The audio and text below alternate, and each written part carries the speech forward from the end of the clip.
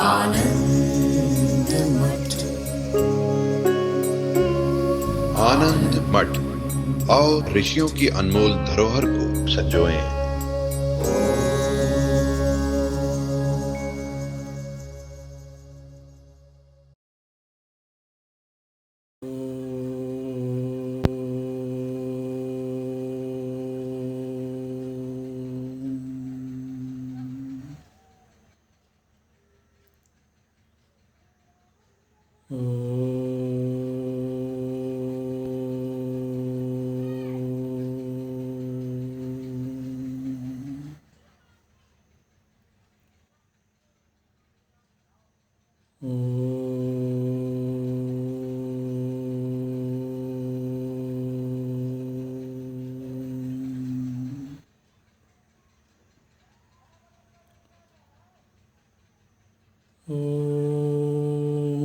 भद्रं कर्णेभिः शृणुयाम देवाः, भद्रं पश्येमाक्षभिर्यजत्राः, स्थिरैरङ्गैस्तुष्टुवागुंसस्तनूभिः व्यशेम देवहितं यदायुः। स्वस्ति न इन्द्रो वृद्धस्रवाः, स्वस्ति नः पूषा विश्ववेदाः, स्वस्ति नस्तार्क्ष्यो अरिष्टनेमिः, स्वस्ति नो बृहस्पतिर्दधातु। ॐ शान्ति शान्ति शान्तिः।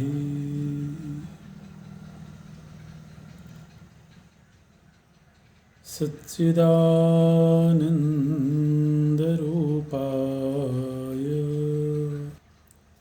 विश्वोत्पत्त्यादिहेतवे तापत्रयविनाशाय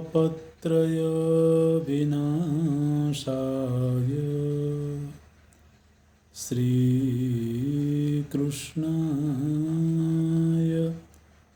वयं नमः। श्रीकृष्णाय वयं नमः।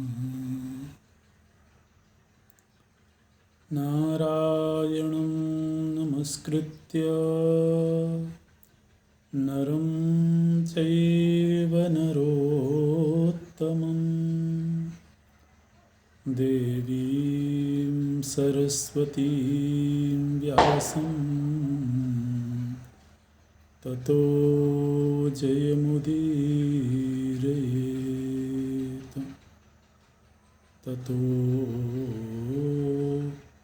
जयमुदीरयेत्।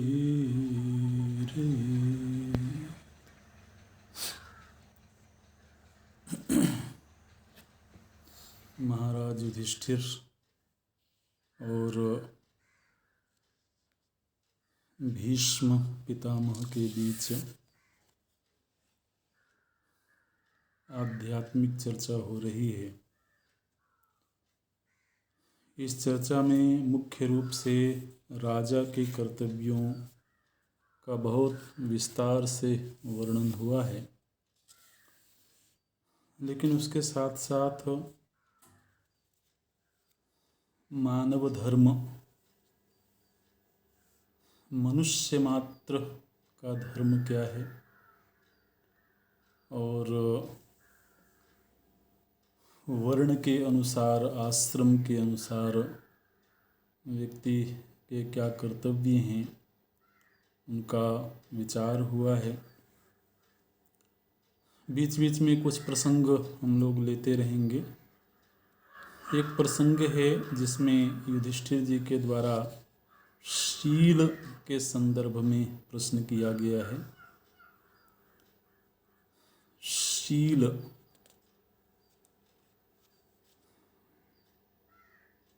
शील को मनुष्य के भीतर बहुत बड़े सद्गुण के रूप में देखा गया है। जिसके पास में शील है वो साधु है, वो सज्जन है। शीलवान साधु प्रणम्य होता है, शीलवान व्यक्ति प्रणम्य होता है, आदरणीय होता है। तो ये शील क्या है? युधिष्ठिर जी पूछते हैं कि इमे जना नरश्रेष्ठ प्रशंसन्ति सदा भुवि धर्मस्य शीलमेवादौ ततो में संशयो महान। बोलते हैं कि इस भूमंडल में सभी मनुष्य सभी धर्मों में से शील की सर्वाधिक प्रशंसा करते हैं। तो इस विषय में मुझे बड़ा संदेह हो रहा है कि ये शील क्या चीज़ है। यदि तच्छक्यमस्माभिः ज्ञातुं धर्मभृतां वर श्रोतुमिच्छामि तत्सर्वं यथैतदुपलभ्यते। तो यदि आप उचित समझें तो आप मुझे ये बताएं कि ये शील क्या है। बहुत सुंदर प्रश्न है और शील को हमारे सभी शास्त्रों ने बहुत आदर दिया है, बहुत सम्मान दिया है। जिस व्यक्ति के भीतर शील है उसके पास सभी गुण हैं, सभी गुण उसके पास में आ जाते हैं। तो भीष्म जी बोलते हैं कि युधिष्ठिर, इस संदर्भ में मैं तुम्हें एक प्रसंग सुना रहा हूँ। उस प्रसंग के जरिए तुम ये समझ पाओगे कि शील क्या होता है। बोले कि जिस समय पर दुर्योधन इंद्रप्रस्थ से वापस आया और युधिष्ठिर तुम्हारे ही यज्ञ में जो ऐश्वर्य था उस ऐश्वर्य को देख करके जब वो हस्तिनापुर वापस गया तो वो ईर्ष्या से भरा हुआ था। उसका हृदय जल रहा था तुम्हारा ऐश्वर्य देख करके। तो महाराज धृतराष्ट्र ने दुर्योधन से पूछा कि तुम इस तरह से दुखी क्यों हो, इस तरह से अन्य मनस्क क्यों हो। तो दुर्योधन ने सारा प्रसंग सुनाया कि जिस तरह का ऐश्वर्य, जिस तरह का वैभव युधिष्ठिर के पास में है वो मुझे बहुत पीड़ा दे रहा है।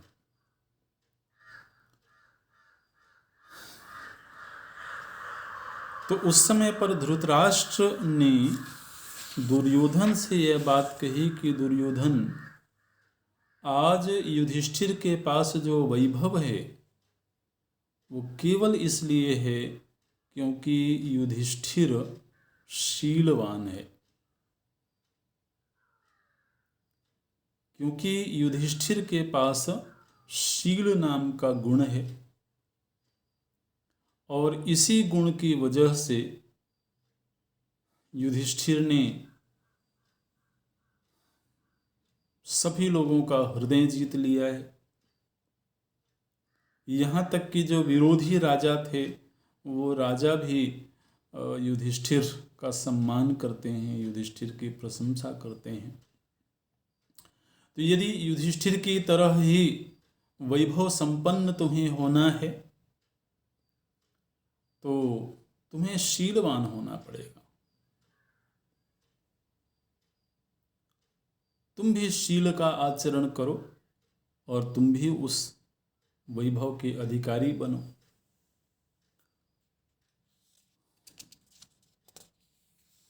तो उस समय पर दुर्योधन ने पूछा धृतराष्ट्र से कि ये शील होता क्या है। तो धृतराष्ट्र जी ने इंद्र और प्रहलाद का प्रसंग सुनाया। एक प्रसंग के भीतर दूसरा प्रसंग है इस तरह से, लेकिन अंततः शील के विषय में जो संवाद हुआ है वो संवाद हुआ है इंद्र और बृहस्पति जी के बीच में। तो इस संवाद में ये बात कही गई कि अच्छा, इसके पीछे एक प्रसंग और देख लेते हैं। वो प्रसंग ये था कि प्रहलाद जी ने देवताओं के ऊपर विजय प्राप्त करी। चूंकि प्रहलाद असुर कुल में पैदा हुए थे, तो देवताओं के ऊपर उन्होंने विजय प्राप्त करी और समूचा देवताओं का जो ऐश्वर्य था वो असुरों को प्राप्त हो गया। इस बात को लेकर के इंद्र बहुत परेशान हुए और इंद्र अपने गुरु बृहस्पति जी के पास जाकर के बोलते हैं कि हम बहुत दुखी हैं, हमारा सारा ऐश्वर्य छिन गया है। तो बृहस्पति जी ने कहा कि प्रहलाद इसलिए आज विजयी हुए हैं क्योंकि उनके पास में शील है। इसलिए इंद्र से बोले कि इंद्र, आप प्रहलाद के पास ही जाइए और उनसे जाकर के पूछिए कि ये शील क्या होता है।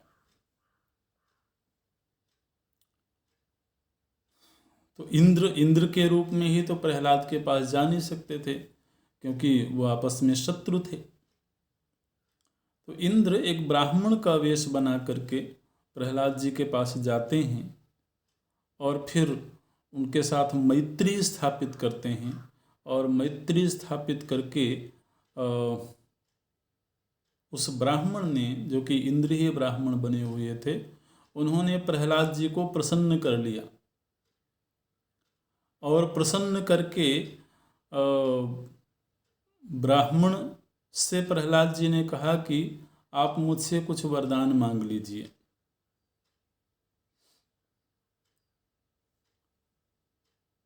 तो उस ब्राह्मण ने कहा कि यदि आप मेरे ऊपर प्रसन्न हैं, आप मुझे कुछ देना चाहते हैं, तो आप मुझे शील दे दीजिए।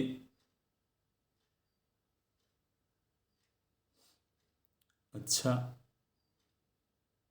तो प्रहलाद जी ने कह दिया कि ठीक है, मैं आपको शील दे देता हूँ।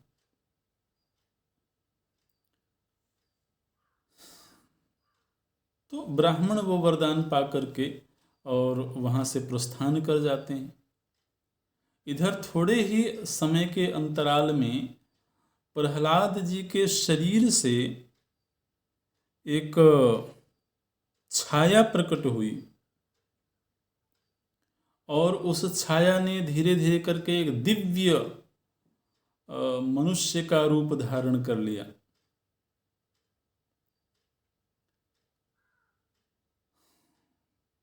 तो प्रहलाद जी ने पूछा उससे कि आप कौन हैं? तो वो जो दिव्य मानव था उसने कहा कि प्रहलाद जी, मैं शील हूँ और आपने मेरा त्याग कर दिया और मुझे उस ब्राह्मण को दे दिया है, इसलिए अब मैं आपको छोड़ करके उस ब्राह्मण के शरीर में निवास करूंगा।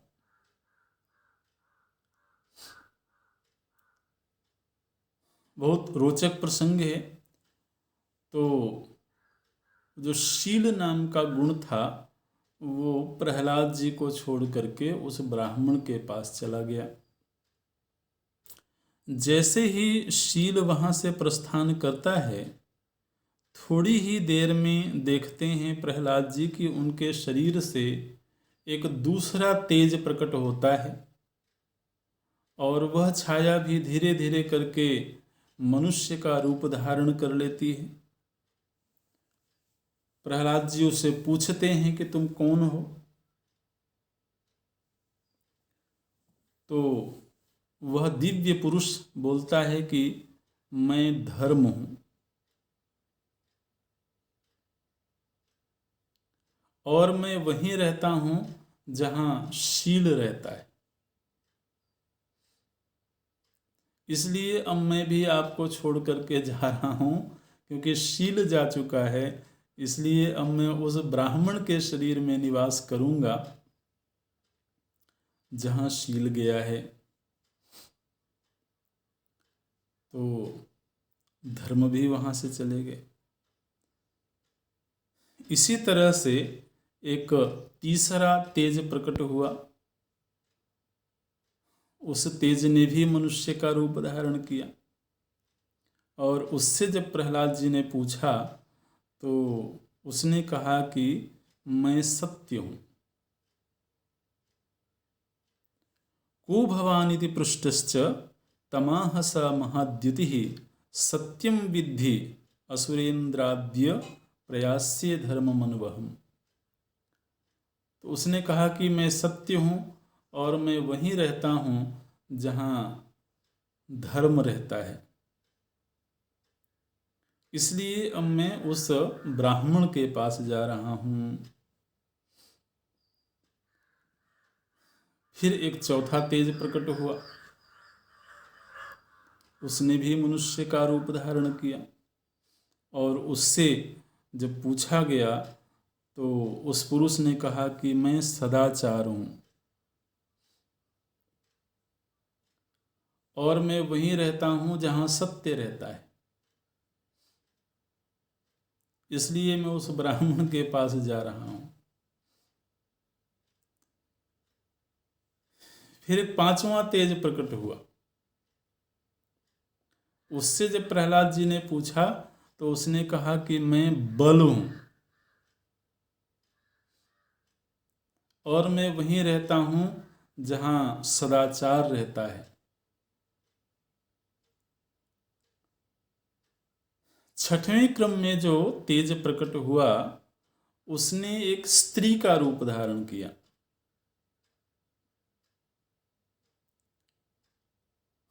और प्रहलाद जी ने जब उससे पूछा कि हे देवी आप कौन हैं, तो उस स्त्री ने कहा कि मैं लक्ष्मी हूं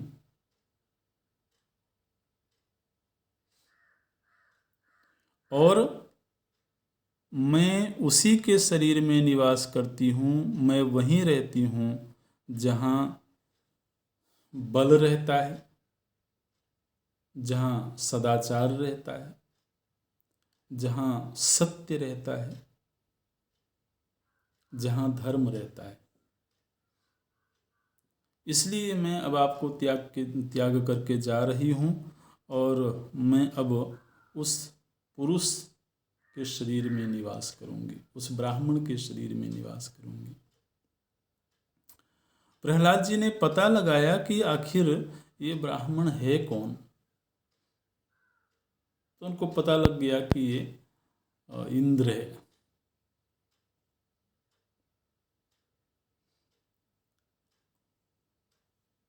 तो जिस शील के बल पर उन्होंने देवलोक पर विजय प्राप्त करी थी, वही शील जब इंद्र के पास चला गया तो पुनः इंद्र को वह ऐश्वर्य प्राप्त हो गया। इस कथानक के जरिए भीष्म पितामह ये बताते हैं कि धर्मः सत्यम तथा वृत्तम बलम चैव तथाप्यहम् शीलमूला महाप्राज्ञ सदा नास्त्यत्र संशयः। शीलमूला, जिसके पास में शील है उसी के पास में धर्म है, उसी के पास सत्य है, उसी के पास सदाचार है, उसी के पास बल है और उसी के पास लक्ष्मी है, ऐश्वर्य है।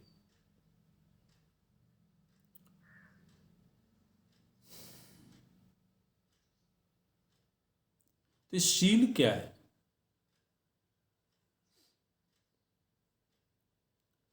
बोलते हैं कि संक्षेपेण तो शीलस्य शृणु प्राप्तिम नरेश्वर।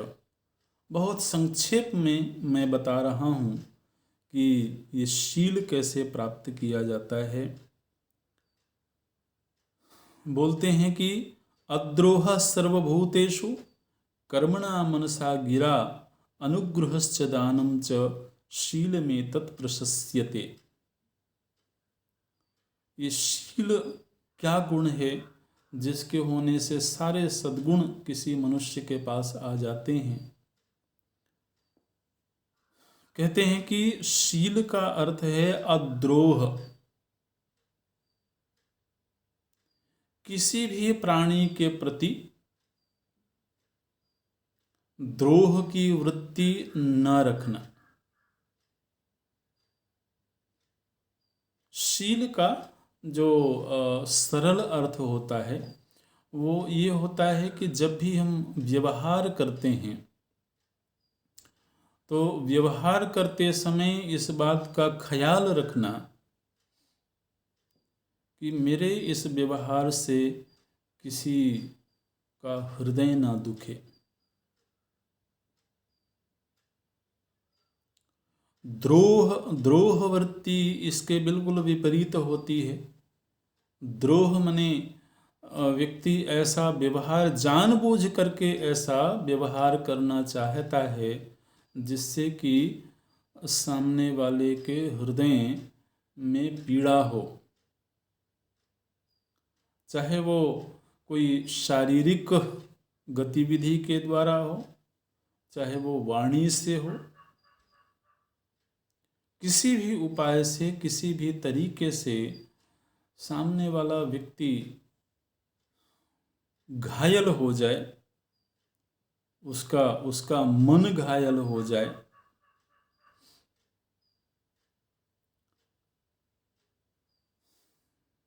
तो इस वृत्ति को बोलते हैं द्रोह। अद्रोह उसके विपरीत है। अद्रोह पहला ही जो शील का अर्थ बताते हैं, अद्रोह सर्वभूतेषु कर्मणा मनसा गिरा। कर्म से, मन से और वाणी से।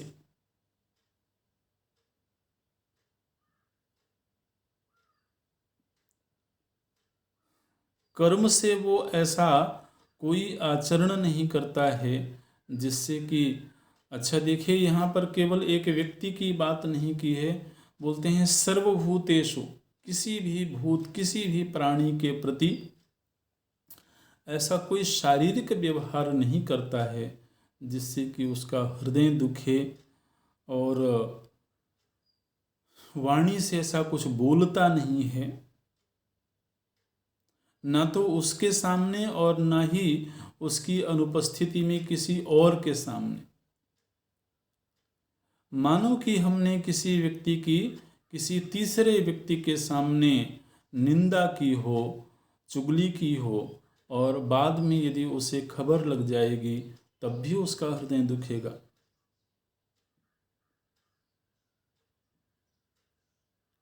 और केवल क्रिया और वाणी ही नहीं, मनसा भी बोल देते हैं।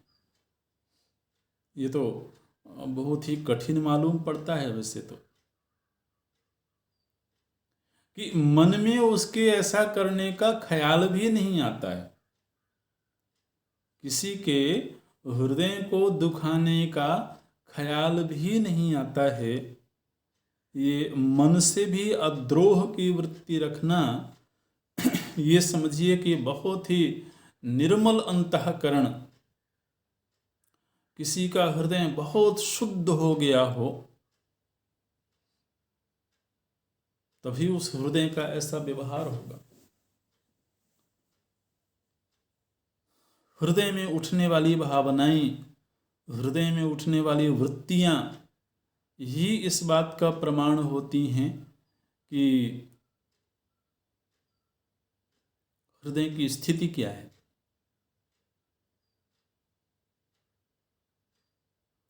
हृदय जितना मलिन होगा उतना उसमें द्रोह की वृत्ति होगी, उतना उसमें लालच की वृत्ति होगी, क्रोध की वृत्ति होगी। और जितना वह सत्वगुण संपन्न होगा, सात्विक वृत्तियों से संस्कारित होगा, उतना ही वह दैवी गुणों से युक्त होगा। तो बोलते हैं कि मन से भी वह किसी के प्रति द्रोह का भाव नहीं रखता है। इसको शील बोलते हैं। और ये अपने आप में इतना बड़ा गुण है कि अगर किसी के प्रति भी किसी के हृदय में द्रोह की वृत्ति ही न उठती हो, विरोध की वृत्ति ही न उठती हो, किसी को कष्ट देने का ख्याल भी ना आता हो, तो ये एक ही गुण बहुत सारे गुणों की व्याख्या करता है। बोलते हैं अद्रोह सर्वभूतेषु कर्मणा मनसा गिरा अनुग्रहश्च दानं च शीलमेतत् प्रशस्यते। तो एक तो किसी के प्रति भी द्रोह का भाव नहीं रखना, दूसरे सभी के प्रति दया का भाव रखना, और यथाशक्ति दान देने की वृत्ति रखना, ये शील कहलाता है। यद अन्येषां हितं न स्यात् आत्मनः कर्म पौरुषम अपत्रपेत वायेन न तत्कुर्यात् कथंचन। उसको और थोड़ा स्पष्ट करते हैं। बोलते हैं कि यदि हमारे द्वारा कोई ऐसा पुरुषार्थ, कोई ऐसा कर्म जो कि दूसरों के लिए हितकर ना हो, अथवा जिसे करने में संकोच का अनुभव होता हो, उस कार्य को किसी भी तरह से नहीं करना, ये शील है। ऐसे कर्म करना जिसकी भरी सभा में भी प्रशंसा हो सके, वह शील है।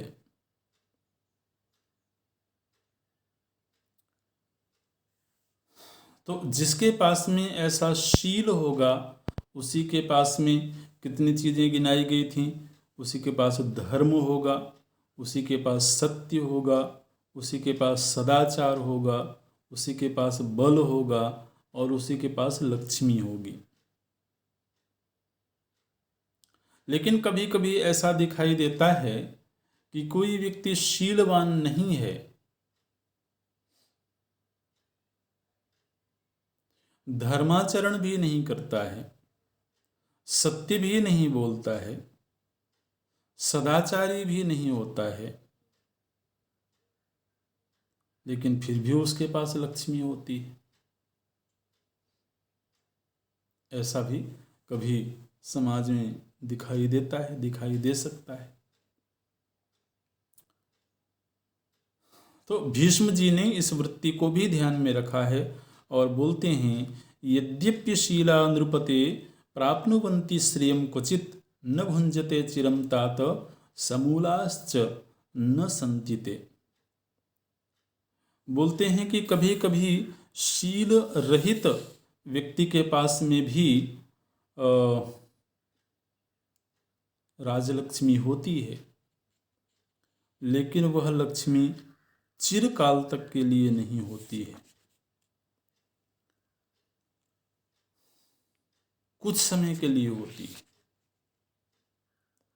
और दूसरे यदि उसके पास में लक्ष्मी है भी, तो उस लक्ष्मी का वह प्रसन्न चित्त से उपभोग नहीं कर सकता है। बाहर से दूसरों को दिखाई दे सकती है कि वह लक्ष्मीवान है, वह ऐश्वर्यवान है, लेकिन यदि व्यक्ति के पास में शील नहीं है, सदाचार नहीं है, सत्य नहीं है, तो वह सुखी मन से, सात्विक वृत्ति से उस लक्ष्मी का उपभोग नहीं कर सकता है। तो ये शील के विषय में एक प्रश्न किया गया था और उस पर चर्चा हुई है विस्तार से। राजधर्म संबंधी प्रश्न बीच बीच में पूछते हैं। राजा जब संकट की स्थिति में हो उस समय पर उसका धर्म क्या होता है। ब्राह्मण जब संकट की स्थिति में हो, जब वह पूरी तरह से दरिद्र हो चुका हो, उसे दान की भी प्राप्ति न होती हो, उस समय पर उसकी वृत्ति क्या होनी चाहिए, उसका जीवन कैसे चलेगा, तो इससे संबंधित भी प्रश्न किया गया है। कर्मठता के संदर्भ में, कर्तव्य निष्ठा के संदर्भ में एक प्रश्न किया गया है। तो उसके उत्तर में बोलते हैं कि एक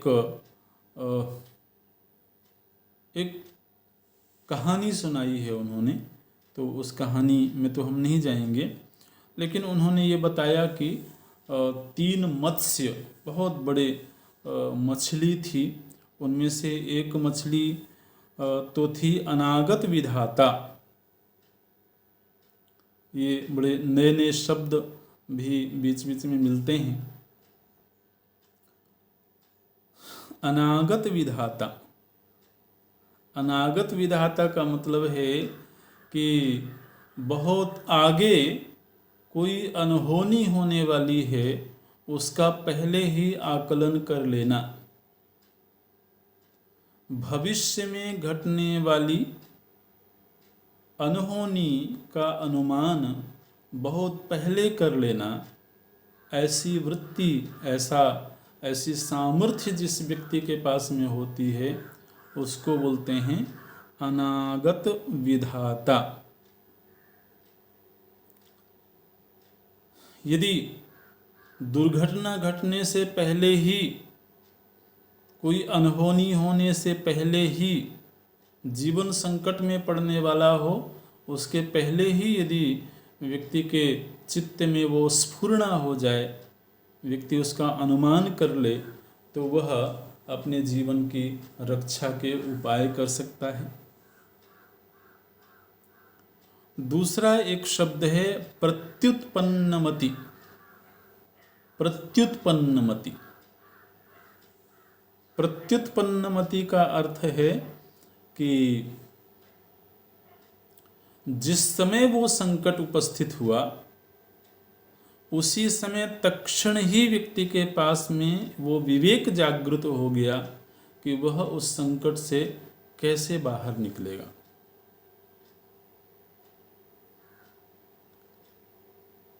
तो ऐसा व्यक्ति भी संकटों से अपने आप को बचा लेता है। या तो अनागत विधाता हो, बहुत पहले ही वह अनुमान करने में समर्थ हो कि क्या संकट आ सकता है भविष्य में, अथवा प्रत्युत्पन्नमति हो, क्योंकि प्रायः ऐसा होता है कि जिस समय पर संकट उपस्थित हो जाता है उस समय चित्तवृत्ति विह्वल हो जाती है, उस समय उससे निकलने का उपाय आसानी से सूझता नहीं है। ऐसी स्थिति में प्रत्युत्पन्नमति अगर किसी के पास में है तो वह उससे निकल सकता है। और तीसरा है दीर्घसूत्री। दीर्घसूत्री माने जो संकट के आने का ख्याल ही नहीं करना चाहता है, वो टाल देना चाहता है।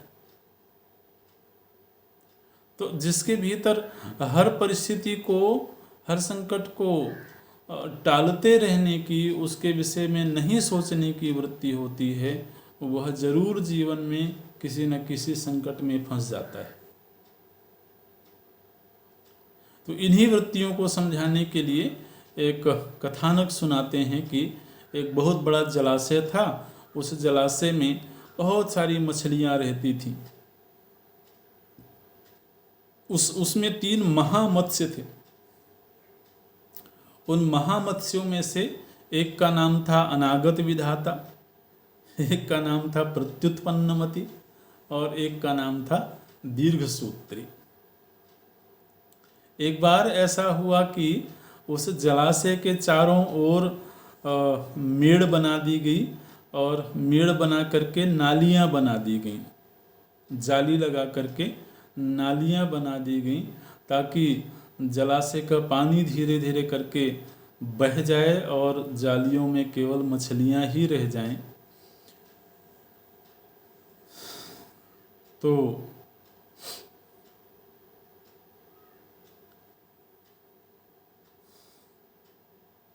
जब नालियाँ बनाई जा रही थीं उसी समय पर वो जो अनागत विधाता था उसने गोष्ठी करी और उसने कहा कि देखो, भविष्य में हम लोगों के जीवन के ऊपर संकट उपस्थित होने वाला है,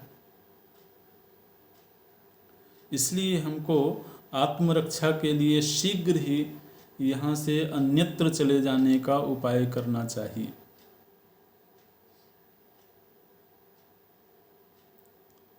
वो जो दीर्घ सूत्री था उसने कहा कि तुम व्यर्थ ही चिंता करते हो, अरे जब संकट आएगा तो देख लेंगे, अभी कौन सा संकट आ रहा है।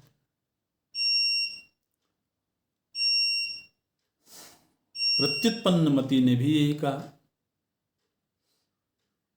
लेकिन वो अनागत विधाता जो था उसको ये भान हो गया था कि बहुत शीघ्र ही मछलियों के ऊपर संकट उपस्थित होने वाला है, तो वो वहाँ से सभी को छोड़ करके अन्य किसी और जलाशय में चला गया। धीरे धीरे करके जब उस जलाशय का पानी सूखने लगा और वो जो लोग थे जिनको मछली चाहिए थी उन्होंने जाल फैला दिया था। तो जाल फैला दिया था, उससे चूंकि जल भी प्रायः सूख चुका था इसलिए वहाँ अब मछलियाँ रह नहीं सकती थीं और जाल फैला करके उन सभी को जाल में भर करके और वो ले जाना चाह रहा था, जो बहेलिया था। तो वो जो प्रत्युत्पन्नमति मछली थी उसने क्या किया, जाल के बाहर से अपने दांतों से जाल को पकड़ लिया।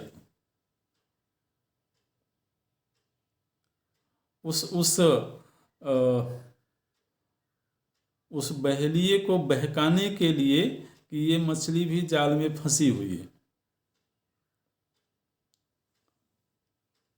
और वो दीर्घ सूत्री तो उस जाल के भीतर ही फंस चुका था। और जाल उठा करके जब वो ले गया किसी और जलाशय में उन मछलियों को धुलने के लिए, मिट्टी धुलने के लिए, तो उस समय पर वो जो प्रत्युत्पन्नमति था उसको एक बड़ा जलाशय मिल गया, उसने दांत से उस जाल को छोड़ दे दिया और वो जलाशय के भीतर चला गया, वो भी मुक्त हो गया उससे। लेकिन ये जो दीर्घ सूत्री था जो ये सोचता रहता था कि जब समय आएगा तब देख लेंगे, वो उसी में फंसा रह गया और फिर वो मृत्यु को प्राप्त हो गया। तो इससे प्रसंग सुनाते हैं कि व्यक्ति को पूर्वानुमान करने की योग्यता होनी चाहिए, या तो वो अनागत विधाता हो और या तो प्रत्युत्पन्नमति हो, तत्क्षण उसको सद्विवेक प्राप्त हो जाए ताकि वह उस परिस्थिति से, उस संकट से वो बाहर जा सके। तो इस तरह से कुछ कर्तव्य संबंधी, पुरुषार्थ संबंधी प्रश्नों का उत्तर देते हैं। जीवन में जब भी कोई संकट आना हो तो उस समय व्यक्ति को कैसे सावधान रहना चाहिए, उससे संबंधित चर्चा की गई है। युधिष्ठिर जी ने एक प्रश्न किया है, बोलते हैं कि पापस्य यदधिष्ठानम यतः पापम प्रवर्तते एतदिच्छाम्यहं श्रोतुम तत्वेन भरतर्षभ। बोलते हैं कि हे भरत श्रेष्ठ, मैं यथार्थ रूप से यह जानना चाहता हूँ कि पाप का मूल क्या है।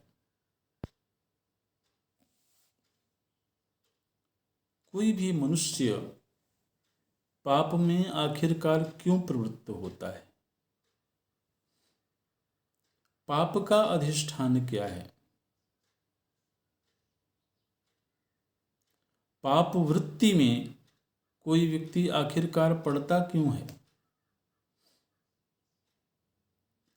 और कई बार जानते हुए भी कि यह दुष्कर्म है, यह पाप कर्म है, जानबूझ करके भी व्यक्ति पाप के वशीभूत होता है, वह ऐसा आचरण करता है जो पाप के रूप में होता है। तो आखिर इस पाप का अधिष्ठान क्या है, इस पाप का मूल कहाँ है, ये मैं जानना चाहता हूँ। भीष्म जी बोलते हैं, पापस्य यद अधिष्ठानम तत्शृणुष्व नराधिप, एको लोभो महाग्राहो लोभात पापम प्रवर्तते। बोलते हैं कि मनुष्य के भीतर लोभ नाम का एक महाग्राह है। ये जो लोभ नाम का शत्रु है, जो हमारे ही भीतर बैठा हुआ है और हम उससे बहुत प्रेम करते हैं, यह लोभ ही पाप का अधिष्ठान है।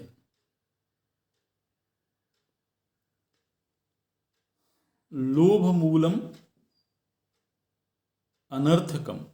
जितने भी जीवन में अनर्थ हैं, जितनी भी पाप वृत्तियां हैं, उन सभी पाप वृत्तियों के मूल में अगर खोज कर देखेंगे, बड़ा मनोवैज्ञानिक विश्लेषण हो रहा है यहाँ पर। मनोविज्ञान के जितने रहस्य हैं उनका प्रायः इस चर्चा के दौरान उद्घाटन हो रहा है। तो बोलते हैं, जिस मनुष्य के भीतर जितनी ज़्यादा लोभ वृत्ति होगी, वह लोभ वृत्ति उसे उतना ही पाप कर्म में प्रवृत्त करेगी। लोभ केवल धन का ही नहीं होता है।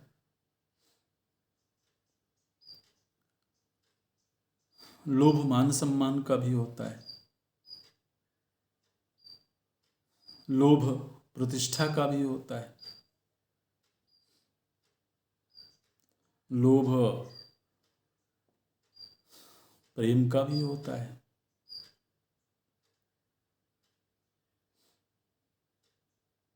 लोभ के विषय अनेक हैं और लोभ वृत्ति हमेशा व्यक्ति के भीतर अभाव की अनुभूति को जन्म देती है। लोभ किसका? जो चीज अपने पास नहीं है। अनुपलब्ध वस्तु का ही तो लोभ होता है, और अनुपलब्धता ही दरिद्रता है।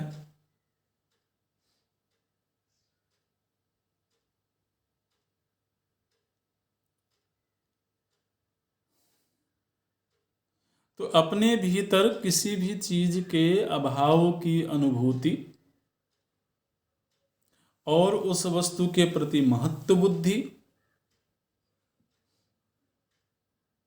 हमारे भीतर लोभ वृत्ति को जन्म देती है। कोई चीज अपने पास नहीं है लेकिन उसके प्रति महत्व बुद्धि भी नहीं है, तो भी लोभ का जन्म नहीं होगा।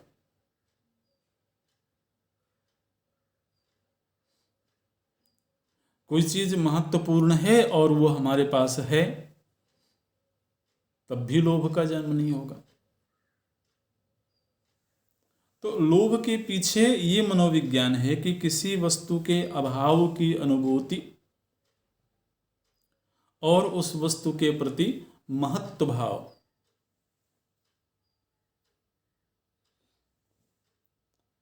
तो इससे ये पता लग गया कि ये लोभ कहीं ना कहीं हमारे भीतर मैं दरिद्र हूँ, मेरे पास ये चीज़ नहीं है, इस भाव को बना कर के रखता है।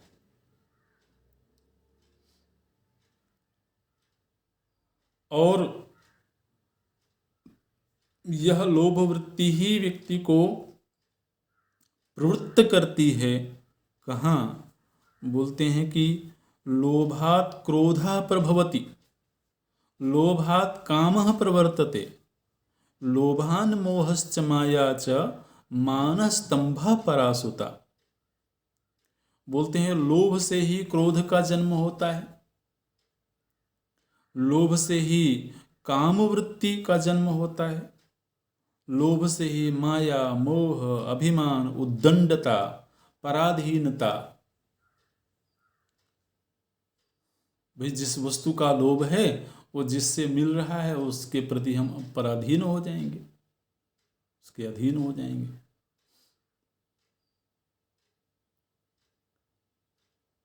यहां तक कि अक्षमा व्रीहि परित्यागः श्रीनाशा धर्म संक्षया अभिध्या प्रख्यता चैव सर्वम लोभात् प्रवर्तते। लोभ से ही व्यक्ति असहनशील होता है, निर्लज्ज होता है, धर्मक्षय होता है, चिंता, अपयश, कृपणता, तृष्णा, शास्त्र विरुद्ध आचरण, कुल और विद्या का अभिमान, ये भी लोभ की वजह से, रूप और ऐश्वर्य का मद लोभ की वजह से, प्राणियों के प्रति द्रोह, सबका तिरस्कार, सबके प्रति अविश्वास, ये भी लोभ का परिणाम है। कुटिलतापूर्ण बर्ताव, ये भी लोभ का परिणाम है। यहां तक कि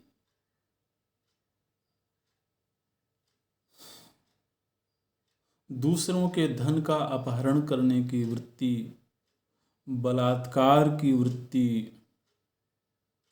वाणी का असंयम, मन का असंयम, निंदा करने की वृत्ति,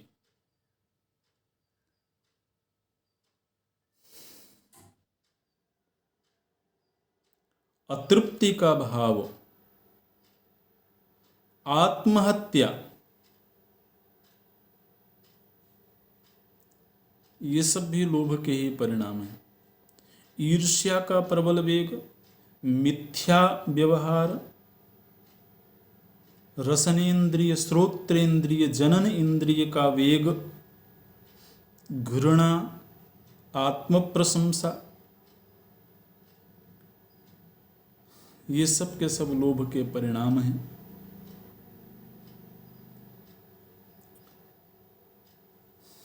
ये लोभ ऐसी वृत्ति है कि व्यक्ति का शरीर जर्जर हो जाए लेकिन लोभ जर्जर नहीं होता है। शरीर क्षीण हो जाएगा लेकिन लोभ का क्षय नहीं होगा।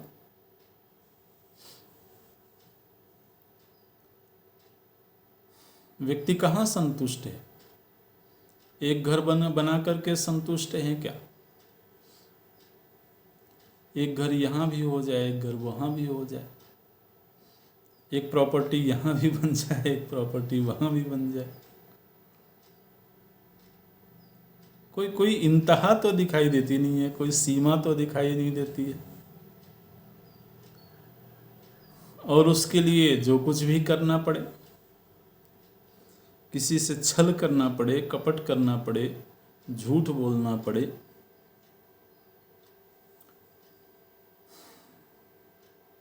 मूल बात यह है कि लोभ हमारे भीतर अभाव वृत्ति को संकेत करता है। भीतर से कहीं व्यक्ति खाली है, भीतर से कहीं व्यक्ति खोखला है, इसीलिए उस खोखलेपन को, उस अभाव को वो भर देना चाहता है। उसी को लोभ बोलते हैं। और अभावानुभूति कभी भी व्यक्ति को सुख तो देगी नहीं।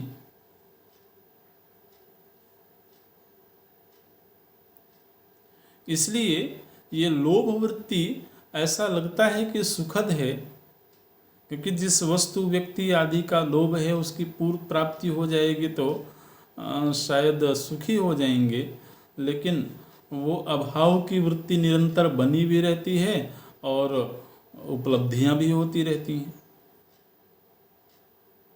और अभावानुभूति हमारे भीतर दुख को भी बरकरार रखती है।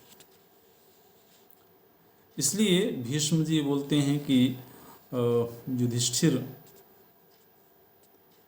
न प्रहृष्यति यो लाभैः कामैर्यश्च न तृप्यति, यो न देवैर्न गंधर्वैः नासुरैर्न महोरगैः ज्ञायते नृपतत्वेन सर्वैर्भूतगणैस्तथा। बोलते हैं कि यह लोभी मनुष्य कितना ही धन लाभ कर ले वो संतुष्ट नहीं होता है, भोगों से तृप्त नहीं होता है, काम वासना से तृप्त नहीं होता है।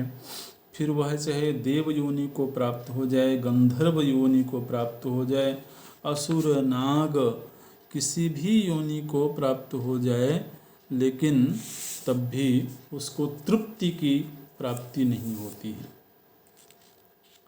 इसलिए समस्त पाप कर्मों के पीछे यदि कोई वृत्ति है तो वह लोभ वृत्ति है। ये भीष्म जी के द्वारा संकेत किया गया है। तो शील के संदर्भ में हम लोगों ने चर्चा देखी। लोभ जो कि समस्त पापों के मूल में है उसके संबंध में चर्चा देखी। पुरुषार्थ, संकट के पहले ही भांप जाना अथवा संकट के समय प्रत्युत्पन्न मति व्यक्ति को संकटों से बचा लेती है, ये चर्चा हम लोगों ने देखी। अभी यहीं पूरा करते हैं। ओम पूर्णमदः पूर्णमिदं पूर्णात् पूर्णमुदच्यते पूर्णस्य पूर्णमादाय पूर्णमेवावशिष्यते। ओम शांति शांति शांति।